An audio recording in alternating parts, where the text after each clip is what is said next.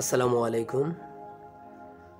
বরাবরের মতো এবারও আপনাদের মাঝে হাজির হয়েছি ঐতিহাসিক স্থান নিয়ে। তেমনি একটি ঐতিহাসিক স্থান তুরস্কের ইস্তাম্বুলে, যা হাজিয়া সোফিয়া মসজিদ হিসাবে গণ্য করা হয়।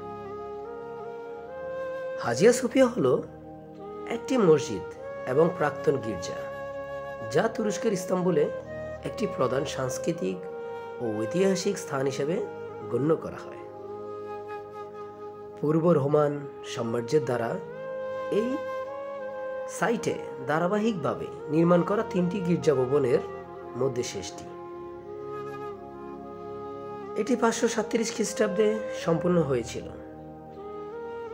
এটি বিশ্বের বৃহত্তম অভ্যন্তরীণ স্থান হয়ে উঠেছে এবং একটি সম্পূর্ণ পেন্ডেন্টিভ গম্বুজ নিয়োগকারী প্রথমগুলির মধ্যে একটি।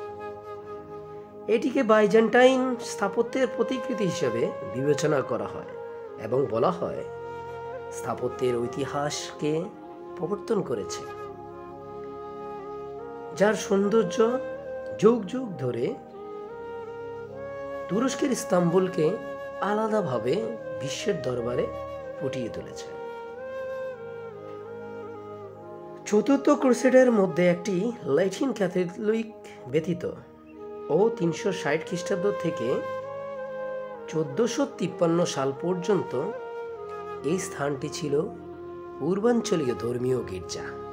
অতঃপর 1453 সালে কনস্টান্টিনোপলের পতনের পর এটি 1935 সাল পর্যন্ত একটি মসজিদ হিসেবে কাজ করেছিল, যখন এটি একটি আন্তঃধর্মীয় জাদুঘর হয়ে ওঠে, যতক্ষণ না বিতর্কিতভাবে 2020 সালে শুধুমাত্র একটি মসজিদ হিসেবে পূর্ণ শ্রেণীবদ্ধ করা হয়েছিল।